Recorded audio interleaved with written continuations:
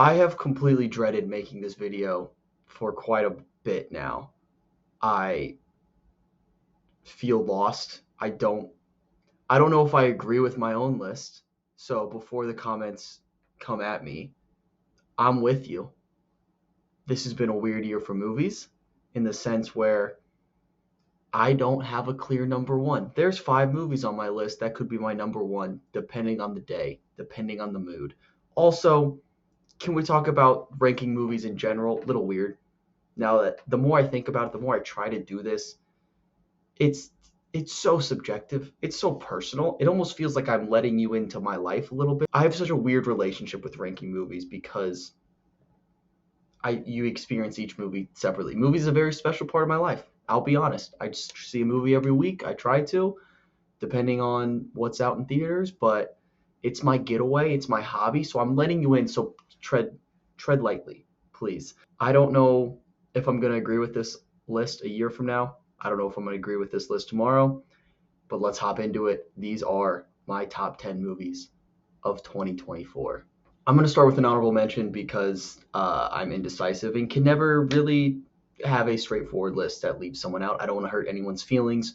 Granted, the one I'm leaving out is a giant blockbuster that no one's feelings will possibly be hurt by this.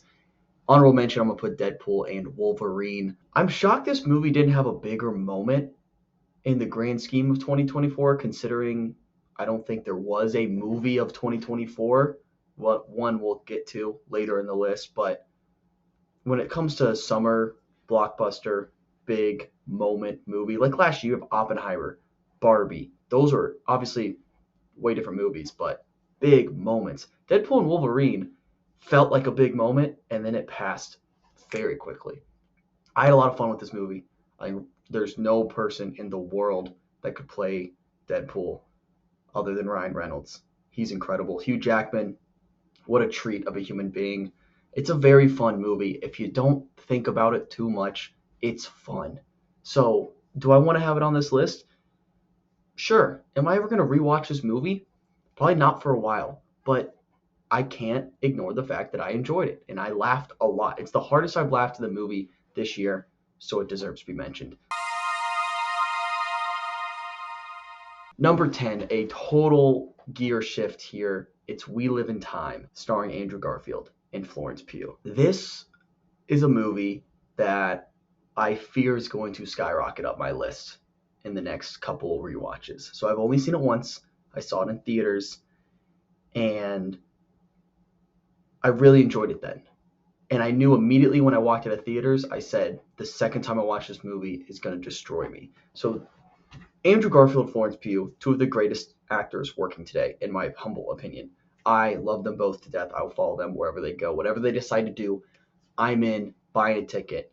See you there. This movie is so subtle and personable and slice of life. This movie is so interesting because each scene feels like its own movie in itself, or because of, again, no spoilers, but because of the timeline, it feels like a bunch of different tiny movies, and they're not using these scenes as springboards for the next scene, or it's not, hey, how does this push the narrative forward? It's giving you a holistic view of these 2 people and their relationship, and it's beautiful. I love this movie.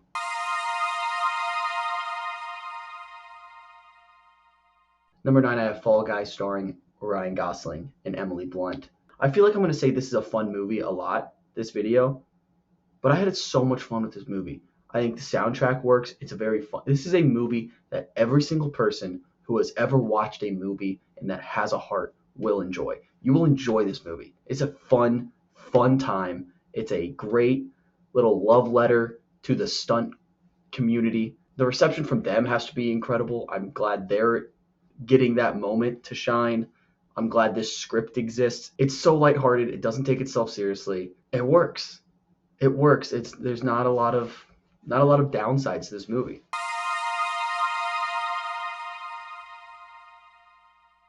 Number 8, the only animated movie on this list, Inside Out 2. Now, I will willingly admit I'm not the biggest animated fan. It's so hard. Movies are so personal for me that it's hard for me to instantly relate to an animated universe. But when I do, I do. So I fully bought into Inside Out. The first one, Inside Out 2, I was excited for, and it surpassed my expectations. Did not expect to enjoy it as much as I did. Usually, I feel like Pixar, Disney, those companies can mail in a sequel, and they did not mail this one in. It will make you cry. Cry counter was at, I think, once per movie. I saw this 3 times in theaters. I cried all 3 times at the same part.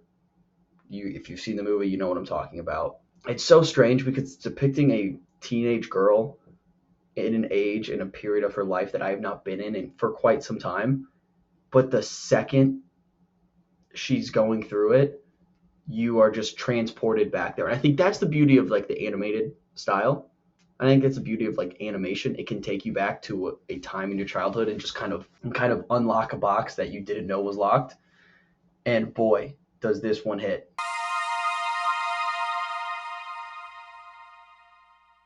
Number 7, this is the movie I've seen most recently, so this one has a lot of variability where it could go on this list. It's A Real Pain, directed by Jesse Eisenberg, starring Jesse Eisenberg and Kieran Culkin. This movie worked for me.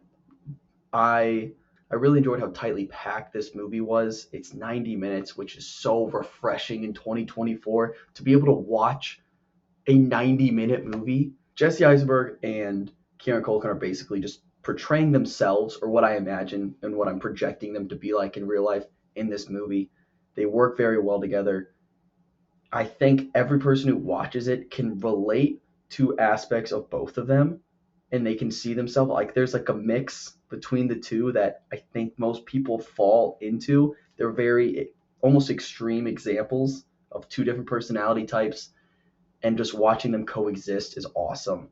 Jesse Eisenberg gives my favorite monologue of the year, which is, I'm saying that out loud and it feels wrong because of a certain prophetic monologue that happens in a movie I'll mention later, but I stand by that statement. Jesse Eisenberg gives my monologue of the year.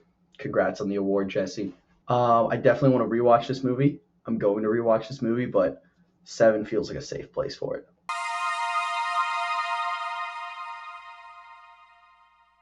Number 6, I have Challengers, the little tennis love triangle movie starring, let's see if I can get this, Zendaya, Josh O'Connor, and Mike Based, however you say it. You know what I'm talking about.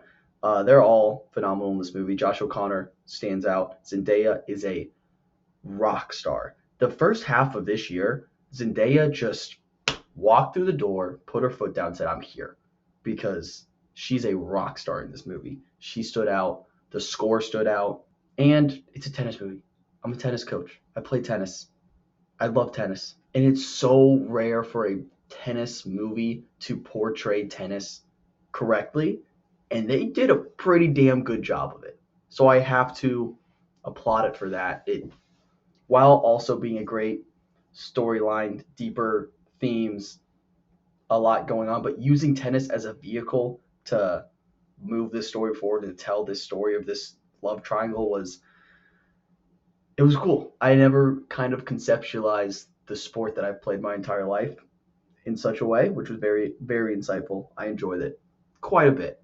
And I stand by the score being the best of the year. I hope it wins lots of awards. Now, I'm going to say this. Every movie from here on out in my top 5 could be number 1 on my list.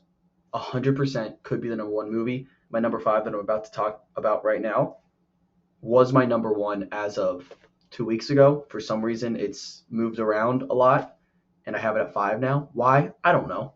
It's just the way it is.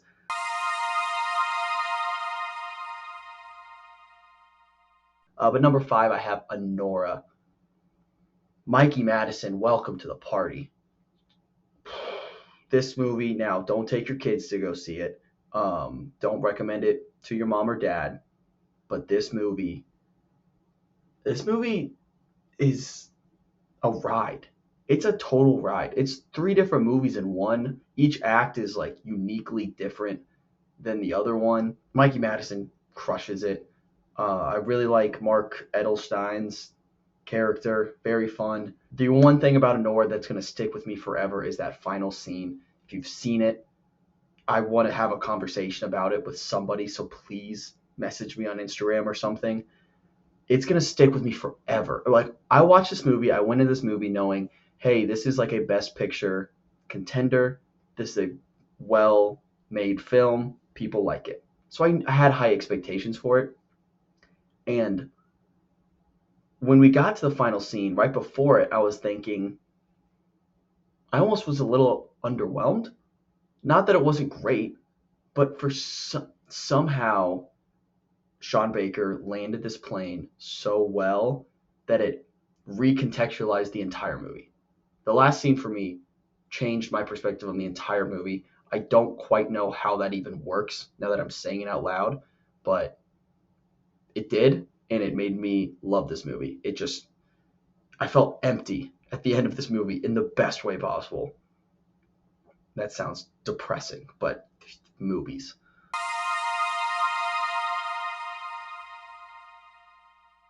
Number 4, I have Conclave. I saw someone describe this movie as the Real Housewives of the Vatican. Love that. Couldn't have said it better myself. Well done. As a Catholic myself, I am aware of this process, the Vatican, the anointing of a new pope, handling the papacy, all that. You learn about that in Catholic grade school. So I'm aware of that process. Seeing it portrayed on the big screen in a way that isn't specifically for a Catholic audience, it's very digestible for everybody. That was very interesting for me. And the drama behind it and just humanizing that process where you kind of separate yourself from the priests, the pope, all that. If they feel like it feels like a divide there. Normally, this movie just takes that and humanizes all these people and shows how it's a struggle for power. There's so much to grapple with when it's a struggle for power, but there's such a strong presence of morality or just a struggle with that. The concept of wanting to be pope is an oxymoron, or, well, that's not the word I'm looking for. You know what I mean? It doesn't add up because the desire for that power adds a sense of ego and lust for power. All that. There's so much to chew on with this movie. The performances are fantastic. I think it's shot beautifully, and I liked it way, way more than I thought I was going to. I thought it was going to be boring. I thought it was going to be lulled to sleep. I was not. The ending, while I did not see that coming, worked for me. It might not work for everybody, but it worked for me. And it just sparked a lot of conversations in my head and conversations I want to have with people. So really enjoyed this movie.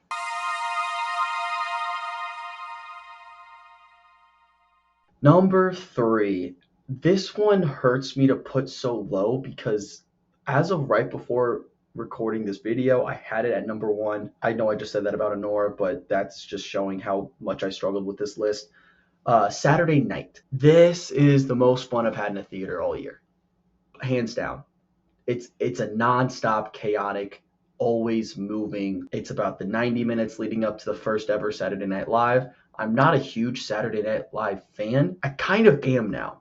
So leading up to this movie, I kind of dug deep into Saturday Night Live. I watched a couple videos, which, by the way, they're doing this like year in review for Saturday Night Live for past years, past seasons of Saturday Night Live. Highly recommend. Super interesting. But I've kind of hyper fixated on it since, and leading up to the movie and then watching the movie and then after the movie. And I just think it's so cool. I mean, the idea that all these outcasts kind of came together and said, hey, we're going to try this thing that nobody's ever done. And I think we take it for granted that it exists. And obviously it's the butt of most jokes.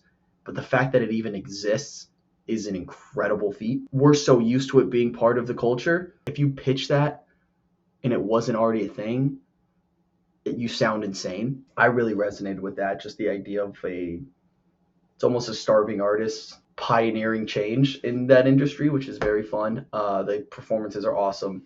I think Gabriel LaBelle is shockingly underrated as an actor. We talk about the younger generation of actors with the Chalamets, the um, I don't know who to put in that conversation. Florence Pugh, obviously, like they're a little older, I guess. I didn't realize how young Gabriel LaBelle is. He's like 22. He's 3 years younger than me, which is insulting, honestly. He's so good in this movie. There's a ton of the whole ensemble is very, very energetic and they're bought into this world. Uh, Dylan O'Brien's awesome. And yeah, I really, really enjoyed this movie.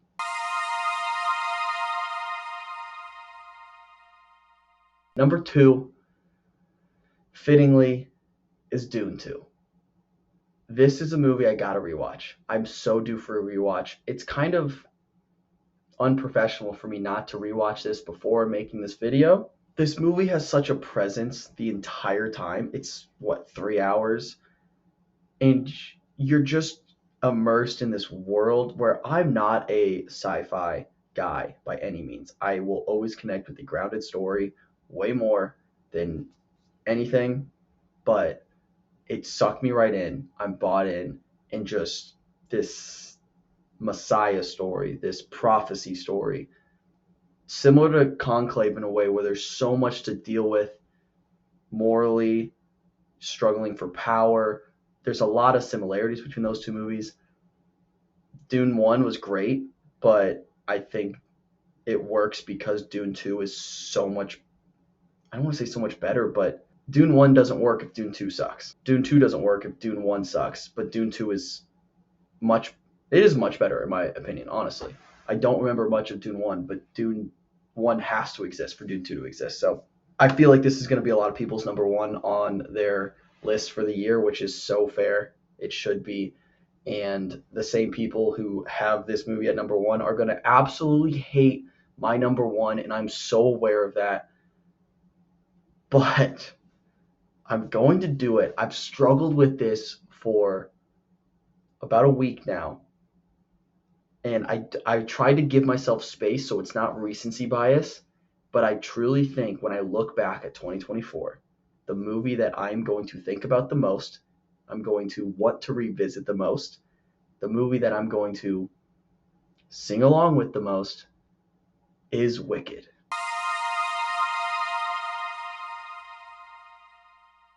Movie musicals are always going to work for me. It's always going to play. This is not the best movie on this list, don't get me wrong, but this is my list. Okay, this is where I'm taking ownership. I can't stop listening to the Wicked soundtrack. I cannot do it.